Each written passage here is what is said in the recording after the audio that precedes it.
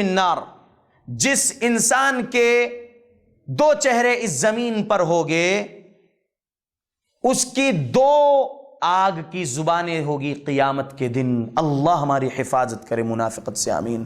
دوغلی policy نہ اختیار کرو مسلمانوں، اللہ سے ڈرو جیسے ڈرنے کا حق ہے۔ میرا ایک میسج ہے، بڑے ہی ادب کے ساتھ، بڑے ہی اخلاق کے ساتھ کہہ رہا ہوں ہندوستان کے تمام دعویٰ سینٹر والوں کو کہ فصیح الدین حیدرآبادی ایک طالب علم ہے، ایک میسج دینا چاہتا ہے کہ دوغلی پالیسی نہ اختیار کرو۔ کچھ لوگ کرتے ہیں، اللہ ماشاءاللہ اچھے لوگ بھی ہیں، لیکن کچھ لوگ دوغلی پالیسی، ڈبل چہرہ ان کا ہوتا ہے، ڈبل سٹینڈرڈز جسے کہتے ہیں۔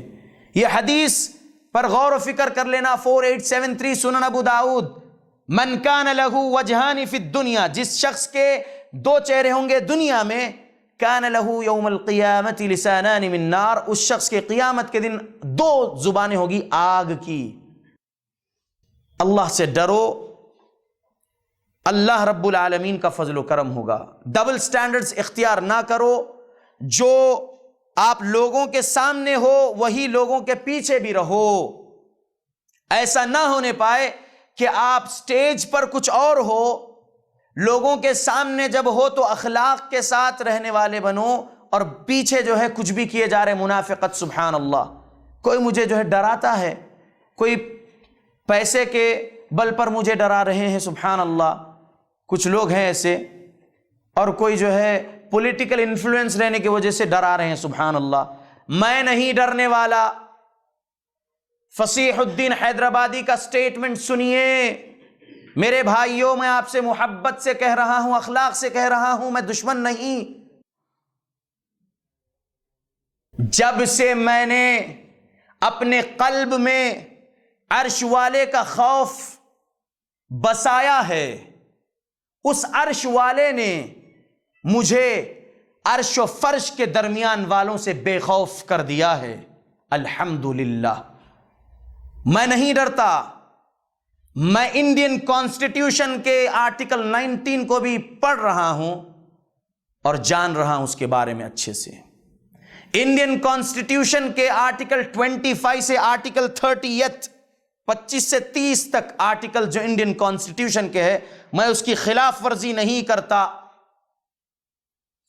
میں اللہ کے قانون کو بھی نہیں توڑنے والا شخص ہوں، الحمدللہ، اور نہیں توڑوں گا اپنی موت تک۔ اللہ مجھے استقامت دے اور اللہ میری حفاظت کرے، آمین۔ اور میں انڈین لا کے خلاف بھی نہیں جانے والا، انڈین کانسٹیٹیوشن کے خلاف بھی نہیں جانے والا، انشاءاللہ۔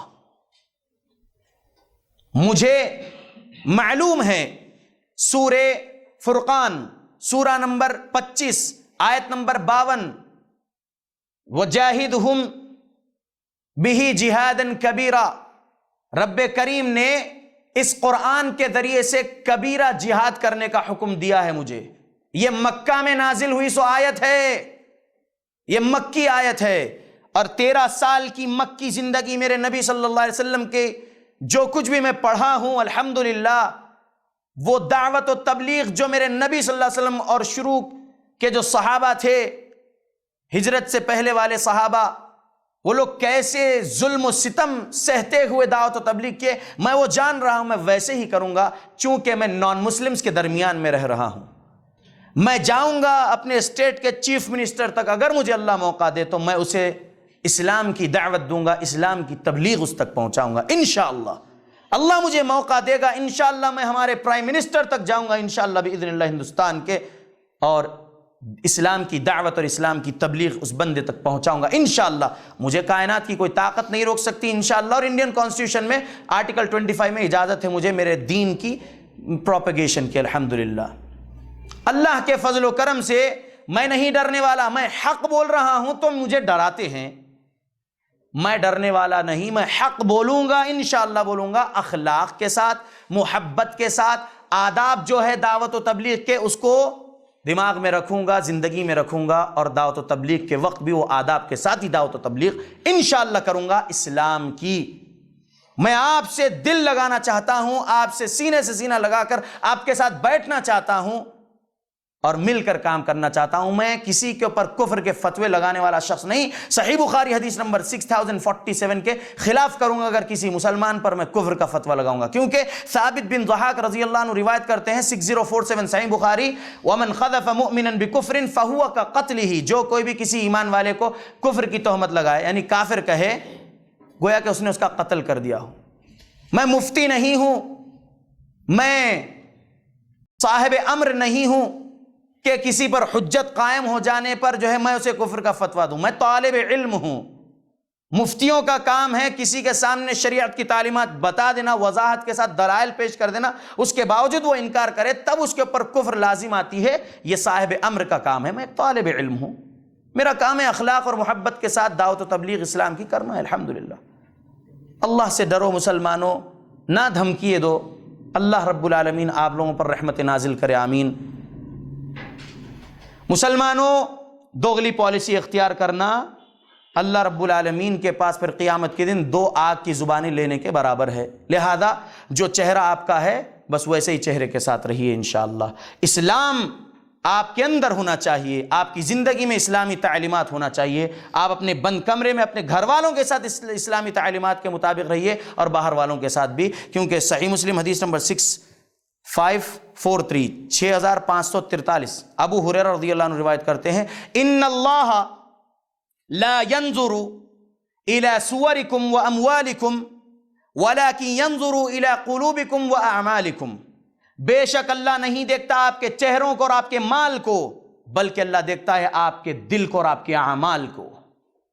تو یہ نبی کی حدیث سامنے رکھیے اور دل سے کینہ, کپٹ, حسد, جلن, بغض وغیرہ نکال پھینکیے. اپنے دل میں نبی کی تعلیمات کو پیوست کریے اور اپنی زندگی میں اس کے مطابق عمل کریے, کیونکہ اللہ آپ کا دل دیکھتا, آپ کے اعمال دیکھتا ہے. میرے نبی نے فرمایا ہے. مسلمانوں, منافقت نہ برتو. آج لوگوں کا قول ایک ہوتا ہے, فعل دوسرا ہوتا ہے. یعنی قول اور فعل میں تضاد ہے لوگوں کے, کہہ رہے ہیں کچھ اور, کر رہے ہیں کچھ اور. اور جو بیانات کرنے والے لوگ ہیں, مقررین, خطباء یعنی خطیب لوگ, مدرسین, درس دینے والے, میں ان لوگوں سے بڑے ہی ادب کے ساتھ ایک حدیث پیش کرنا چاہتا ہوں, شیئر کرنا چاہتا ہوں. بیہقی حدیث نمبر 4966 اور صحیح الجامع میں حدیث نمبر 129. اللہ کے رسول صلی اللہ علیہ وسلم کو معراج میں جب جہنم اور جنت بتائی گئی تو جہنم میں ایک شخص کے جبڑے چیر رہا تھا ایک فرشتہ آگ کی قینچی سے. میرے نبی صلی اللہ علیہ وسلم سوال کیے فرشتے سے, یہ اس کے ساتھ ایسا کیوں کیا جا رہا ہے؟ جواب دیا فرشتے نے محمد رسول اللہ صلی اللہ علیہ وسلم کو کہ یہ وہ ہے آپ کی امت کے جو قرآن تو پڑھتے تھے لیکن اس کے مطابق عمل نہیں کرتے تھے. یہ وہ خطیب تھے, لوگوں سے کہتے تو تھے لیکن خود عمل نہیں کرتے تھے. تو اے خطباء, اے مقررین, اے مدرسین, سب سے پہلے اسلامی شریعت جتنی بھی حاصل کی ہیں شریعت کی تعلیمات اپنے اوپر پہلے نافذ کریے, بعد میں اس کو لوگوں تک پہنچائیے. ایسا نہ ہو کہ بس آپ لوگوں کے سامنے بہترین سپیکر کے طور پر ہے, بہترین اوریٹر کے طور پر ہے, انٹرنیشنل اوریٹر ہو, نیشنل اوریٹر ہو, لوکل اوریٹر ہو. سبحان اللہ. آپ پہلے اپنے اوپر شریعت کو نافذ کریے, بعد میں لوگ. سبحان اللہ. اللہ ہم سب کو منافقت سے بچائے, کیونکہ منافقین جہنم کے سب سے نیچلے گڑھے میں رہیں گے. سورہ نساء آیت نمبر 145. مسلمانوں,